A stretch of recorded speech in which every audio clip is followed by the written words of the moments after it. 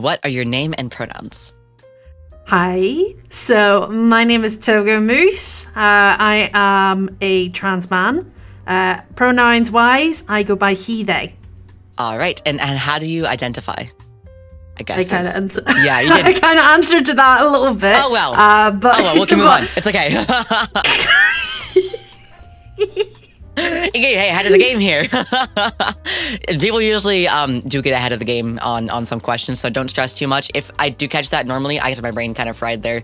If I do normally catch that, normally I'll just skip the question that you already answered. But unfortunately, I too am a bit sleepy and incredibly tired, clearly. So we'll just move on to the next question then. Sound, go on ahead. All right. Can you tell me a bit about your VTuber model or persona? So I am a moose. That's about all I can say. I'm just some weird ass looking moose that you can see on your screen right now. I mean, it's all you need to be, right? Just be yourself. I know. Exactly. A weird ass looking moose. Noted. Okay. Weird ass looking moose. And how did you ensure that your model represented you? To be honest,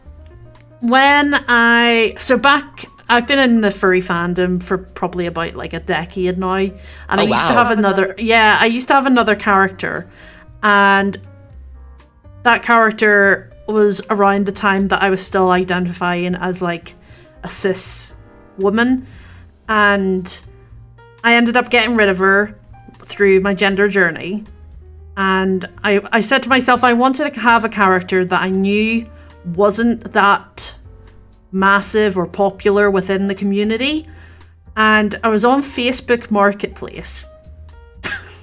And this character came up, and it was a moose, and I was like, you know what? Yeah, this is it. I want this bean. I want to have this as my character, and paid like something like $30 for him, and was just like, yeah, I love him so much. Changed his name. His original name was just simply Mike, which was a really weird name. But ended up changing it to Togo, and bish bash bosh, this is what we have now. It's beautiful. I love it. Thank you so much. Yes, it's actually a very unique persona. I actually don't really meet. I don't think it's the first moose I've met in the furry community, actually.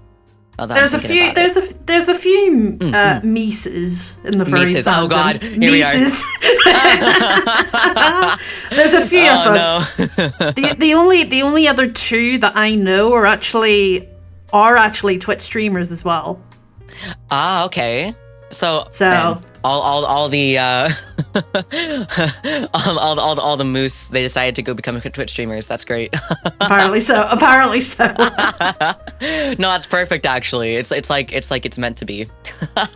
Exactly. And so what drew you to VTubing, and do you find it rewarding? I mean, I've been streaming for quite a long time, and I used to be just a in real life streamer, or like had my human face up on the screen all the time. And every time I did it, it just felt really, really uncomfortable. So when I got the chance to be a VTuber, I think I was messing around one day with settings and different things on my end. It was just like one of those free to use characters that you can get from like, what was it called? Face Rig. Use that one. Rig. Oh, man, Face Rig. That massive throwback. I was messing around with that one day while playing, I think, the Binding of Isaac, I think. Ah, yes, Binding of Isaac. Yeah. Was messing around on stream one day with that on, and everyone was like, oh my God, we can already tell something's odd about you, like in a good way. You feel more, you sound more confident. I was like, yeah, I'm not showing my face here. Of course I feel a lot more confident. And that's kind of what led me into doing like VTubing. It just always felt really nice to like have this character per se to portray. So on like that. I mean, like I said before, I'm actually a trained actor, And having this little character kind of helps out with that a little bit, because I always feel like I'm putting on a nice little show for people every time they come to the streams, regardless of what they're watching or what I'm playing. It feels nice, you know. Yeah. No, that's awesome. Oh, man, it's actually interesting because most people are like, oh, you know, I watched this VTuber and I was like, I really liked that. My own story's like that too.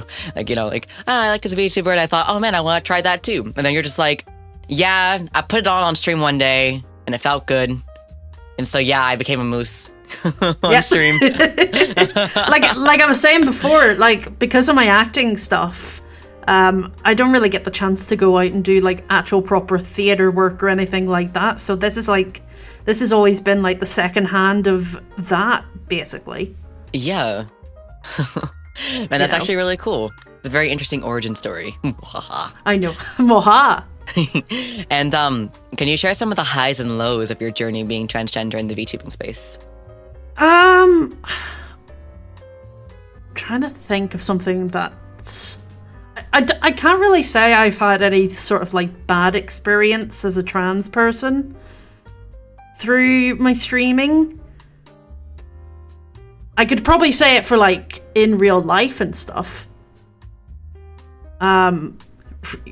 If people that might be watching this, if you're not from Britain, the NHS is like a free service, and the waiting time to get seen is like substantial. I was reading on like a website one time and it said that the maximum waiting time at the moment is 35 years because of how bad. Yeah, because of how many people have been going on to like asking for it and stuff. But I don't think it's 100% true. I think it's like a little bit way lesser than that. But I think that a lot of people are maximizing and saying, oh, it's that long to wait now because of how many people's going on it. Highs and lows, again, I'm trying to think of a high note that happened recently. I think before just the love and support like my community give me. Whenever I first came out, everyone was really, really supportive, and it's been a nice little journey with everyone to go through and stuff. That's good to hear. That's good. I'm glad that it seems to have been mostly highs. I'm sorry that the healthcare is causing issues with like receiving, you know, trans healthcare. Yeah. I mean, like I could always go private, but then again, it's money. Yeah, that's a chunk of change. Yeah, it is pretty expensive here in the UK to go privately. I mean, you still have to pay for it on the NHS. It's just that waiting time to get seen to. I've been on it for like 4 years now, and I haven't even had any like meetings about even just for therapy before going on to like testosterone or having any surgeries or anything like that. I'm literally just waiting for like therapy, and that's it. Yeah, here in the US, it's usually like, well, for me, I had to find a like, you know, kind of like clinic that wasn't very well known for doing what they did. It was kind of like a word of mouth thing. Like, you know a guy who knows a guy who knows a guy who knows a guy that knows about this clinic, right? Yeah. And it's like, okay, this is where I got my testosterone at, and it's like, okay, cool. That's why I got to go there. I got to go there then, right? But like it's not well known, and if you went through any normal system, I'm sure I tried to do it first. They'll just tell you, well, it's up to the doctor, right? They'll be like, well, I don't feel comfortable prescribing you testosterone. Because doctors here in the US like to put their own personal religious feelings into it. So. Yeah. No, it's... But then you've also got, like, how expensive it can be just to even go through any of the health system with yous, if I'm correct in thinking. Oh yeah, pretty much. It's incredibly expensive. Thankfully, I did have a cheaper option at the time, but I'm sure if I tried a different avenue that was more well known, it probably would have cost me up the ass for that. So, would you say that VTubing has helped you discover more about yourself? Absolutely. Like, I think with VTubing, it's definitely boosted my confidence up to a level that I never even thought about. Just being able to make stuff for people and being able to be there for like those that come to watch your streams. Like, I've had many a times now where people have come in, they've said that they felt unsafe with like their family and stuff, and I've like, there's not much I can do. I can't really say, oh, look, listen, come over to me, stay with me, or whatnot, but just having, for them to be able to listen to me be a silly moose on their screen while they're going through tough times and stuff, that's something I'm really, really, like, what would be the best way? Proud of? Yeah, you're proud of it, yeah. Yeah. I guess this is my last question, right? I'll technically ask you another one afterward, but this is like the last official question, right? What would you say to somebody who was looking at VTubing as an option to being their truest self in content creation? Go for it. Honestly, just go for it, because you'll... Again, it all depends on each individual person, but if it's something you've always looked at doing and there's people that are inspiring you to do it, defo do it. It's a great... Let's go Irish with it. It's a great load of crack. Right? A lot of crack. It's a lot of crack. It's a lot of crack. It's a lot of crack. It's great fun. You know, you're gonna have people that will come to watch your streams. They'll be in the same sort of like situation as yourself, and yeah. I'm sorry, I'm still getting over the crack part. Yeah, Northern Irish slang for how are you? Yeah, and here in the US it means something completely different. I know. Blessed. Oh, bless. No, that but was yeah, beautiful. no, honestly, like, do it, have fun with it. It definitely will help you with like boosting your confidence for sure. So yeah, thank you very much for saying that. Hell yeah. I'm sure a lot of people will find lots of comfort in hearing those words, so thank you. Thank you. Is there anything else that you want to add, that you want people to know about your experiences being transgender in the VTubing space? Again, like from earlier before, I haven't had any like major issues with like being trans within the trans, or being trans within the trans community, being trans within the VTubing world. It's, you know, again, I've always had like a very high support from people. I'm glad to hear that.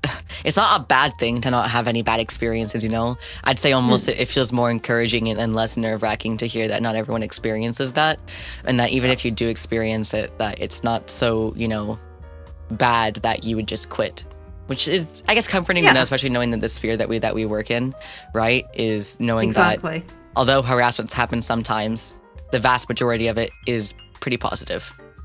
Exactly. Like I've had like one incident where like just a random person came in and they were like, so are you a man or a woman? You sound like a woman. I was like, well, whatever you want me to be.